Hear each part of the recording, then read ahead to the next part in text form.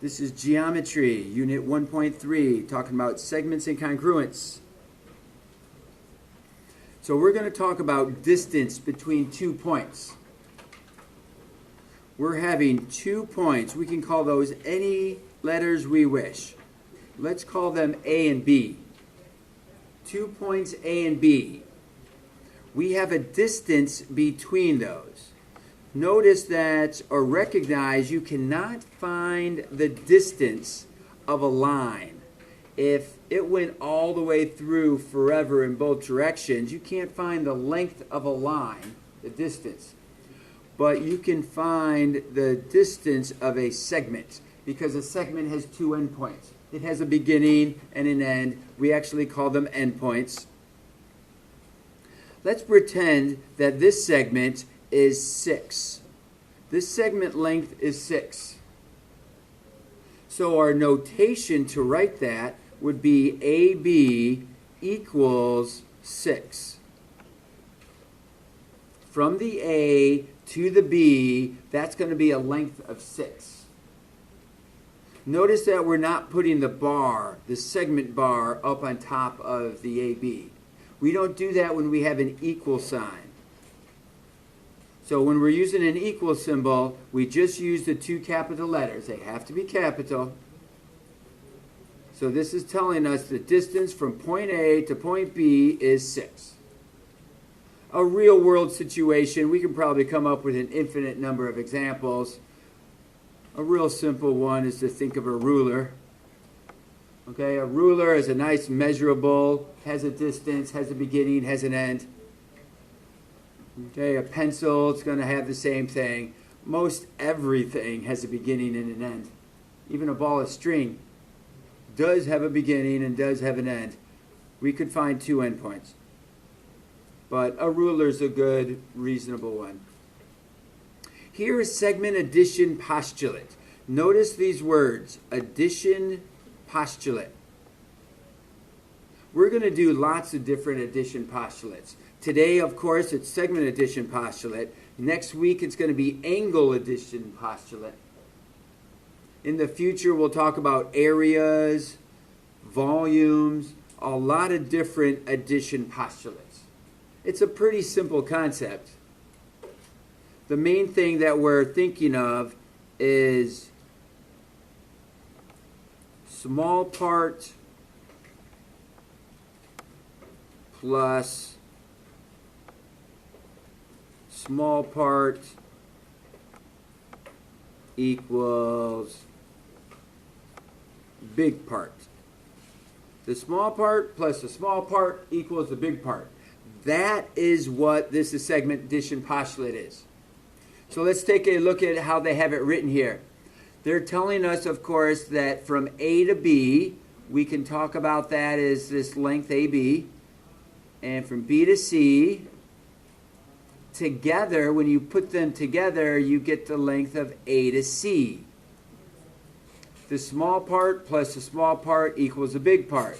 AB plus BC equals AC. So if we come down here to our example, often your brain jumps that. Your brain sees it, processes it, and moves on so fast. But let's think about a computer program. A computer program needs you to explain every single step. So we want to, here in geometry, show that particular step called the segment addition postulate.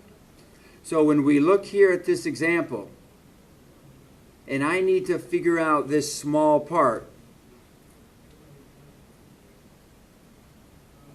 this small part called KL, I have another small part. I'm using my eyes, and I notice that I have another small part.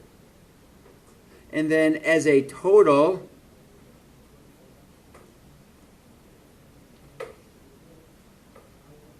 I have the big part. So now I see the small part and the small part and the big part. So we're going to label it in our work that JK plus KL is going to equal JL. Small part plus small part equals big part. I totally agree, your brain processes that really quick. But do you understand why we put the letters in the order that we did? The small part and the small part, doesn't matter the order there. And they are added together to equal the biggest part. So that's why we're doing it, because it matches the problem that we're working with. Now we're going to do substitution. We're going to substitute in the 15 for the JK. We don't have anything to substitute in for the KL, so you could call it X if you just had to, but I'd suggest to keep it as KL. Keep it with the letters. Don't substitute in variables that aren't in part of the problem. Don't make up your own variables. That gets confusing. So use KL, and then JL, of course, is the whole thing. So JK plus KL equals JL, and then we substitute in our values. Then we use our algebra skills. This is why you went to algebra class last year.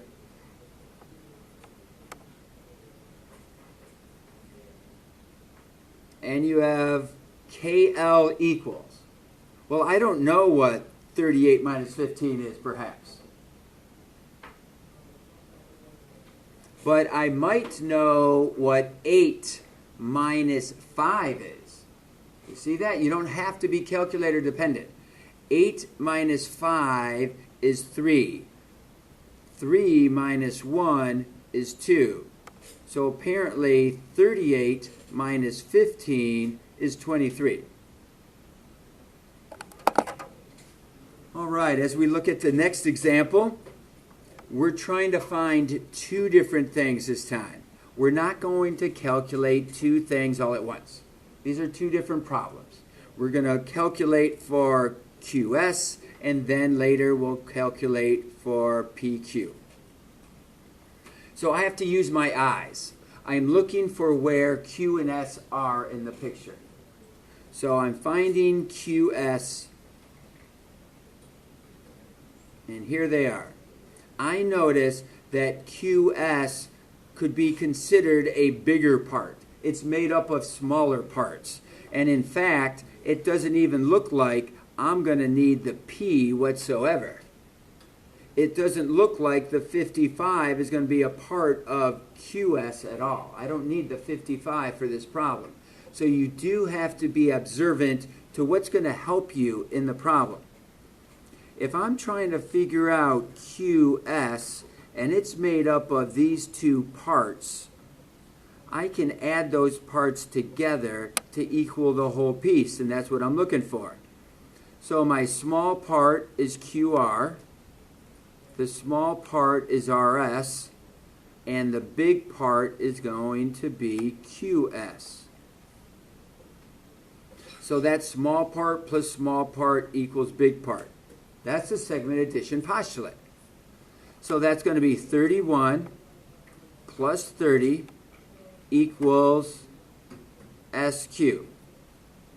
Well, if we pretend for a moment that I don't know what 31 plus 30 is, you don't need a calculator.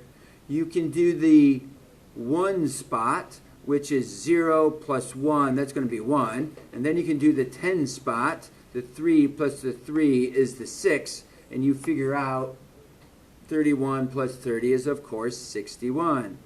You don't need to add the larger numbers together. You can work with the smaller numbers. You're not calculator dependent. So we figured out that Q to S is 61. The second part is asking us for PQ. So now it is going to be important for us to come down and look at the P. And that's going to bring in the 55 into the problem. We actually don't need the S this time, and we can block off that S portion. We're only looking from the P to the R, which is including this small part called PQ. Small part plus small part equals big part. That's a segment addition postulate. So using my eyes, using the pencil, PQ plus QR equals PR. Small part plus small part equals big part. I don't know what PQ is, so I'm going to leave that as PQ. QR is 31. The whole part, the PR, the big part, is 55. Notice I have one equation here with one unknown. I can solve for that. I can't solve for two unknowns in one equation, but I can solve for one unknown.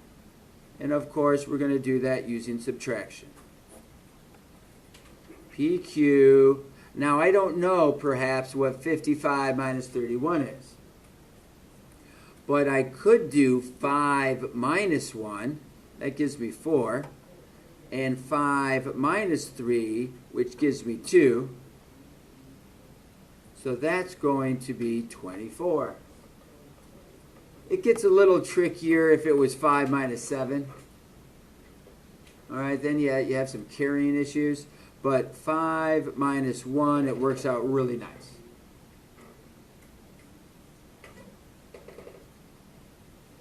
So those are the two answers that satisfy what they're asking for.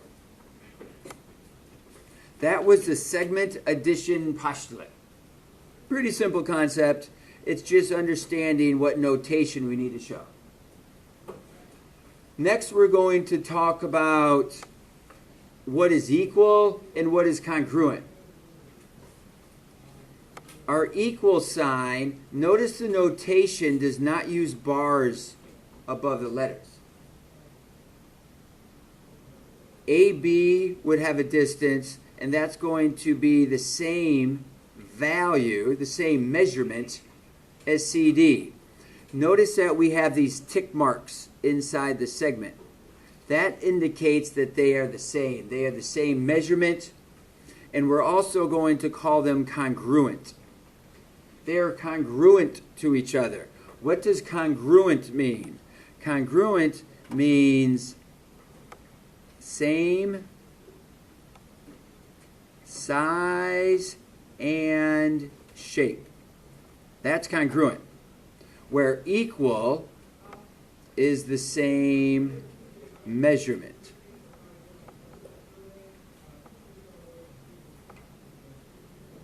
Okay, the same measurement is what equal is, and same size and shape is what congruent is. Notice that in congruence, we use a different symbol here. It's a squiggly line with an equal sign underneath it. That's congruent. So when you're writing about congruent, we're talking about size and shape. We have to use the bars. So this is segment AB is congruent to segment CD. We're not specifically talking about the numbers. We're physically talking about how you could place one on top of the other. They are congruent to each other, same size and shape. Whereas when we use an equal sign, we're talking about the numbers would be the same. They're pretty much related. There's not much that are equal that's not congruent.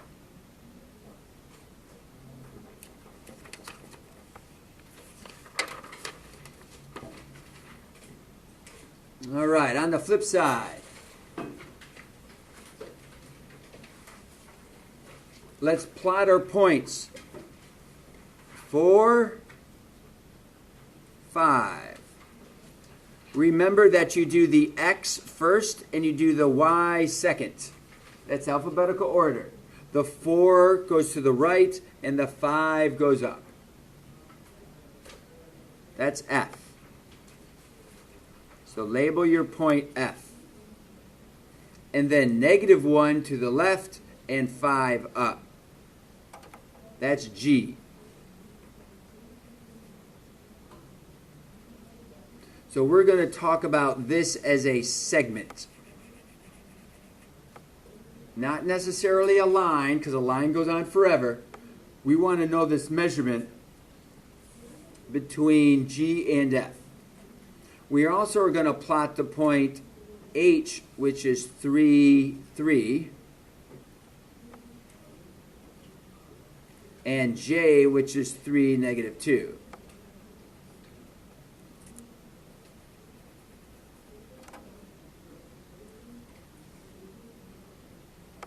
So the question here is determine if these two segments are congruent to each other.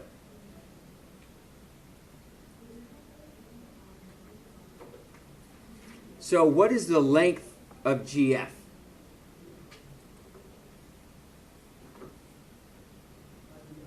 All of us can tell what that is. There are 5 boxes in between the G and the F, or there are 5 steps between the G and the F. I have seen this a lot. Some people do make the mistake, and they put their pencil down on G, and they say 1, 2, 3, 4, 5, 6. Right? That is a common mistake. You want to be sure that you're thinking the lines in between or the steps that it takes. It's actually 5. So GF is 5. From H to J, 1, 2, 3, 4, 5 steps. So HJ is also 5. So these two segments are equal to each other. So if they're equal to each other, we're going to be able to say that segment FG is congruent to segment HJ. I could have written this, right? I could have written this as FG. I just kind of switched the order because in my picture it went from G to F. But here they're talking about it from F to G. That's the same measurement. So that's okay to write it in either order. It is the same segment. So this segment is congruent, meaning the same size and shape, as HJ.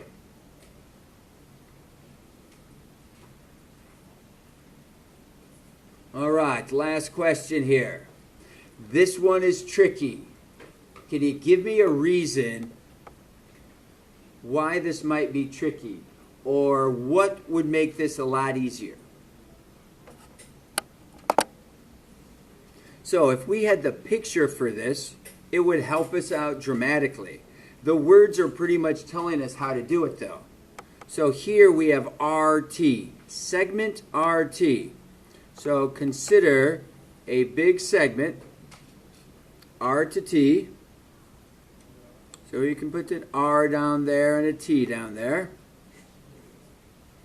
We know that RS is a certain length. So we can put S. We don't know where the S goes proportionally, but our S is in between. They didn't say it here. Maybe they could have given us a little bit more information about the S. S is between R and T. So we're able to say 2x minus 8. ST is 3x minus 10. And then RT, the whole distance, is going to be 17. So here we have the small part, and here we have a small part, and here we have a big part. A small part, and a big part. So how am I going to start solving for this question? What do you think I should include for this?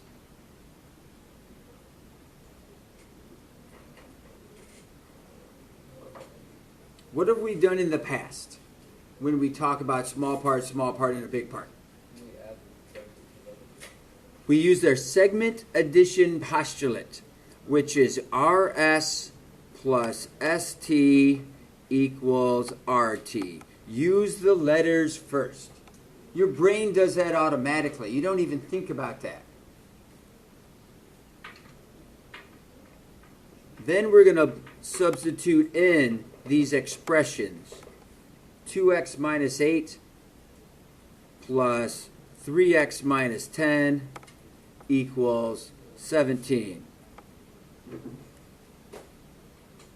Now we'll collect like terms to call that 5x. We could collect like terms to call that negative 18. We could add 18 to both sides. That is collecting like terms. We have to do the opposite operation when we go to the opposite side of the equal sign. And then we divide.